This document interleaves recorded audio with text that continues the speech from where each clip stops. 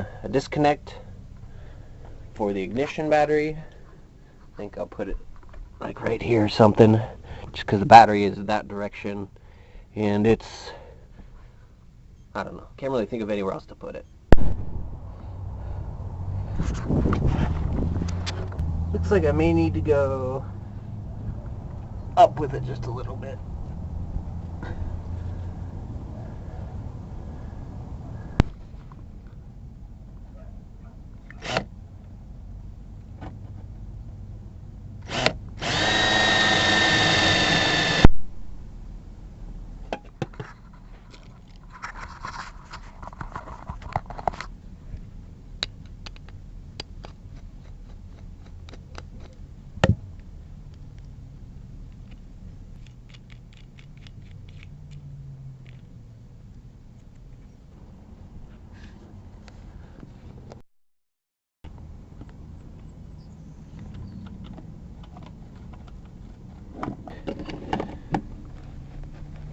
Now we need to spin it whichever direction the switch needs to go, so that all lines up. Okay, so that's on to come up to about like right here. So let's give this thing a good quarter of a turn.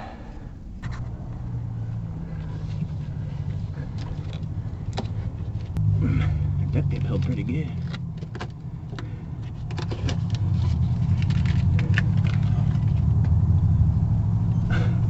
Come on, just a quarter turn.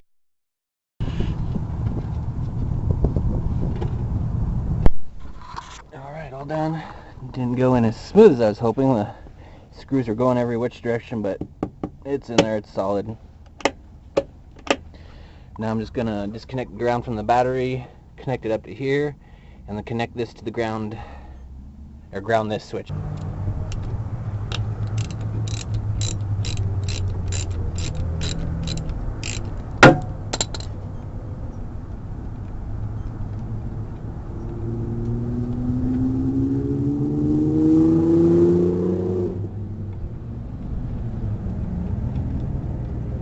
You see that ground just runs up to the frame here, nowhere special, so I will just also ground it to the frame.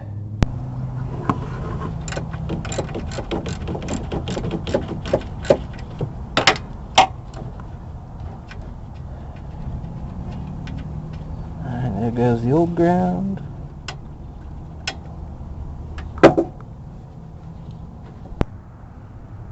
So this already got crimped on a year ago when I first got the tool to make sure that it worked. That's already open.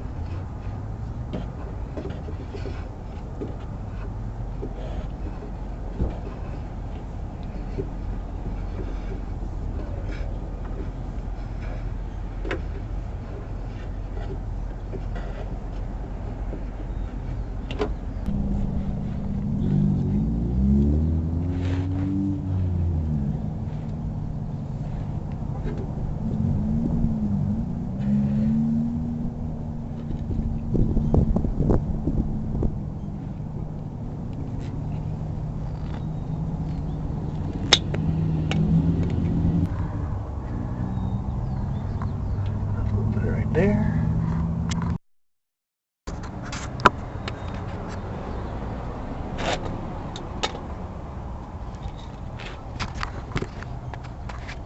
Probably would have been a little easier if I did this, if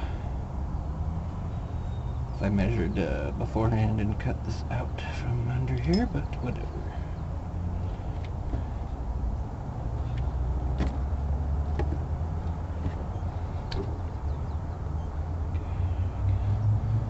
We're gonna take our crimping tool. Got this for 40 bucks off Amazon. Only used it once. Freaking awesome. 50mm for the 1/aught. So put your connection in there.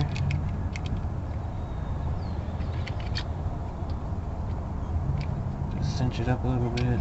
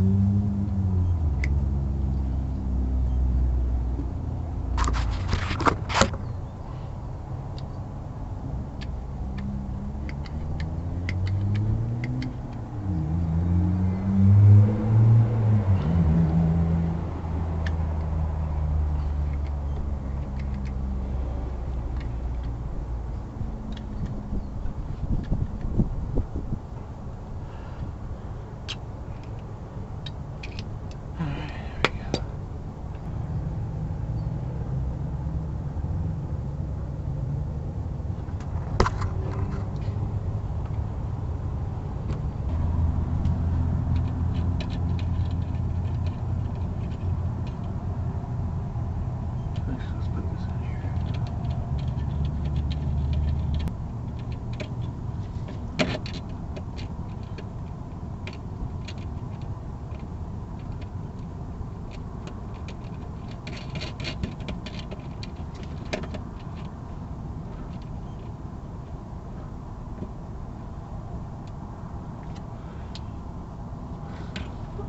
We will just use the old ground battery cable. That way I could save my other connections for my other project.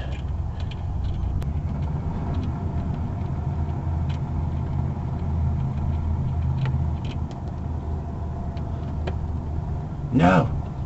I have to drill this one out.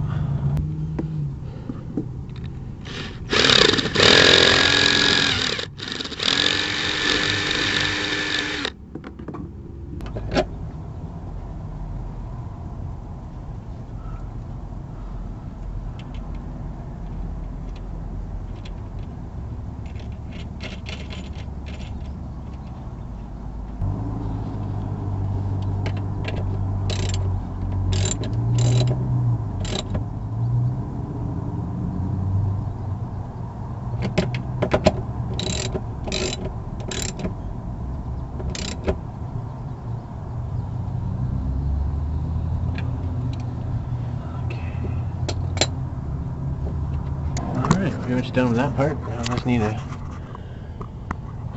hook up this last connection. I'm just going to reuse this old thing too. Just once again, you know, so I can save some connectors. And I think maybe I'll just put it right on there. It looks like a good spot.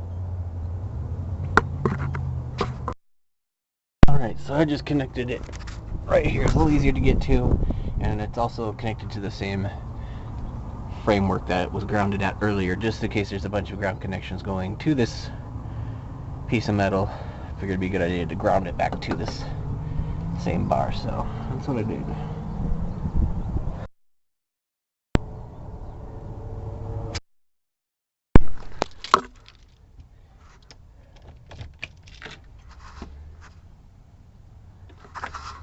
Alright, so there we got power, and we can disconnect now. No power.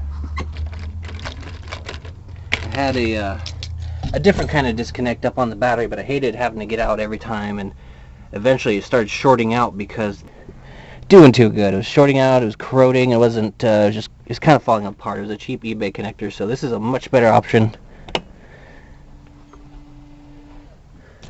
And then I can disconnect the ignition battery when I am charging the house battery, since that tends to drain the ignition battery when the house batteries are completely dead.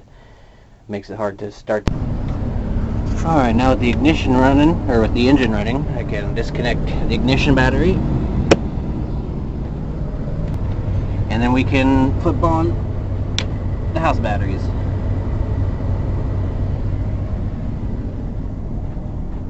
And charge these up without draining the ignition battery.